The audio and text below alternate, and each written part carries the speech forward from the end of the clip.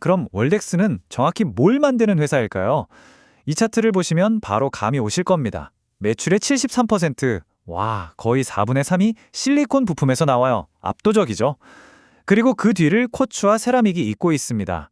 그러니까 실리콘에 완전 집중하면서도 다른 소재로 슬쩍 포트폴리오를 넓혀놓은 이 구성, 이게 바로 월덱스의 현재와 미래를 이해하는 첫 번째 열쇠라고 할 수 있겠습니다. 이 좋은 부품들, 그럼 대체 어디로 가는 걸까요? 고객사 리스트를 한번 보세요. 이야, 정말 화려합니다. 삼성전자, SK하이닉스, 마이크론, 인텔, 키옥시아. 이름만 들어도 다 아는 그야말로 글로벌 메모리와 로직 반도체 시장의 거인들이 다 놓여 있다고 보시면 돼요. 정말 대단하죠? 좋습니다. 그럼 우리가 어떤 순서로 이야기를 나눠볼지 한번 볼까요? 먼저 월덱스가 어떤 회사인지 간단히 알아보고 애널리스트의 눈으로 매긴 평가표를 살펴볼 겁니다. 그리고 경쟁 구도는 어떤지, 마지막으로 그래서 결론은 뭔지 향후 전망까지 차근차근 짚어보겠습니다. 자, 이제 본격적으로 한번 파고들어보죠. 투자자의 눈으로 월덱스를 4가지 기준으로 꼼꼼하게 뜯어보겠습니다.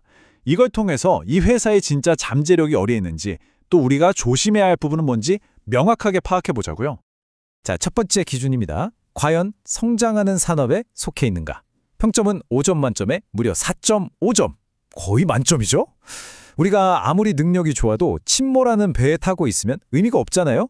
그런 면에서 월덱스는 반도체라는 거대한 순풍을 제대로 타고 있는 겁니다. 이게 월덱스가 가진 가장 큰 무기 중 하나라고 할 수 있죠.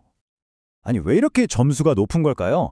이 슬라이드가 그 이유를 아주 잘 설명해 줍니다. 월덱스가 속한 이 부품 시장은요, 단순히 반도체 시장이 커지는 것, 그것만 보는 게 아니에요. 공정이 점점 더 미세해지고 복잡해질수록 부품은 더 많이, 더 자주 갈아줘야 하거든요. 그러니까 시장 성장률보다 더 빠르게 성장할 수 있는 잠재력, 일종의 알파가 있는 거죠. 특히 요즘 핫한 HBM, GAA 같은 최신 기술의 파도를 제대로 타고 있습니다. 두 번째 기준은 글로벌 판매 역량입니다. 점수는 3.5점. 꽤 괜찮은 점수죠? 그런데 말이죠. 겉으로 보이는 숫자만 봐서는 안 됩니다. 그 안에 좀 미묘한 지점들이 숨어 있거든요. 어쩌면 이 부분이 월덱스가 한 단계 더 도약하기 위해 풀어야 할 숙제일지도 모릅니다. 자, 이 그래프를 한번 보실까요? 해외 매출이 66%나 돼요.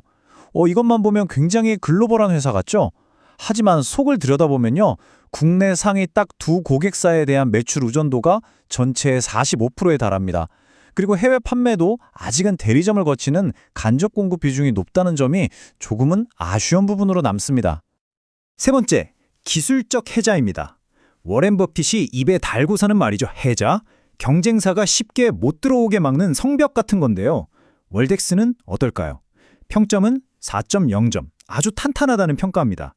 특히 이 산업에서는 기술력이 곧 생존과 직결되기 때문에 이게 정말 중요합니다.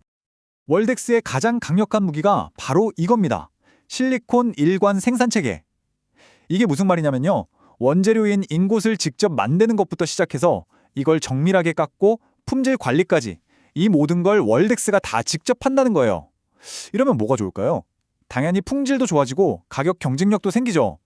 이게 바로 다른 회사들이 쉽게 따라오기 힘든 월덱스만의 강력한 성벽인 겁니다. 자, 마지막 네 번째 기준입니다. 정책적으로 얼마나 도움을 받고 있을까? 이것도 4.0점으로 점수가 상당히 높네요. 정부 정책이라는 순풍을 얼마나 잘 활용하고 있는지를 보는 항목이라고 할 수 있죠. 요즘 전 세계가 반도체 전쟁이잖아요. 한국 정부도 K-반도체 전략으로 소부장 기업들을 엄청나게 밀어주고 있고, 월덱스가 바로 그 중심에 있는 회사 중 하나입니다. 게다가 미국이나 유럽의 반도체법 때문에 전 세계에 공장이 막 생겨나고 있죠. 그럼 당연히 월덱스의 부품 수요도 늘어날 수밖에 없는 구조예요. 다만 이건 좀 짚고 넘어가야 할 게, 월덱스 혼자만 누리는 혜택이라기보단 이쪽 업계 회사들이 다 같이 누리는 혜택이라고 보는 게 더 정확합니다. 자, 지금까지 월덱스 자체를 살펴봤다면 이제는 시야를 좀 넓혀서 시장 전체를 한번 보겠습니다. 과연 경쟁사들 사이에서 월덱스는 어떤 선수일까요? 그 독특한 포지션을 이해하는 게 중요하거든요. 이 표를 보시면 그림이 딱 그려집니다.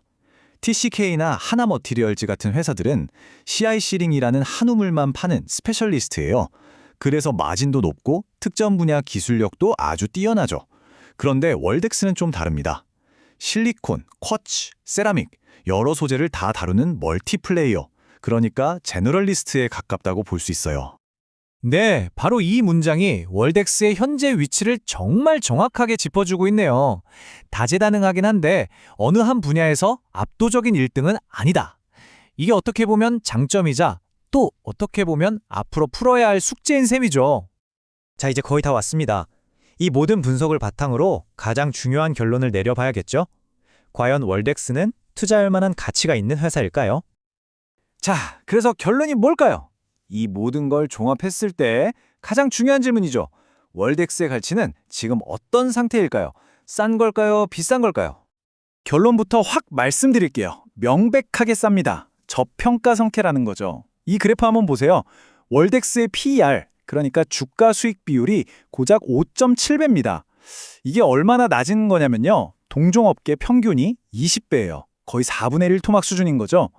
시장에서 제 가치를 전혀 인정받지 못하고 있다는 아주 강력한 증거입니다. 그런데 이렇게 주가는 싼데 회사 금고는 아주 두둑합니다. 지금 당장 쓸 수 있는 현금성 자산만 1,600억 원이나 가지고 있어요. 그러니까 저평가되어 있지만 회사는 굉장히 튼튼하다는 거죠. 미래를 위한 총알은 충분히 장전해 둔 셈입니다. 자, 그럼 앞으로 우리가 월덱스를 볼 때 어떤 점을 눈여겨봐야 할까요? 딱 세 가지입니다. 첫째, 지금 추진하고 있는 세라믹 회사의 M&A가 잘 마무리되는지.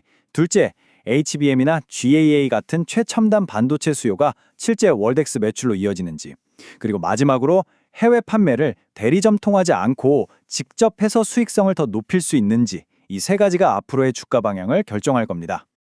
결국 마지막 질문은 이거 하나로 모아집니다.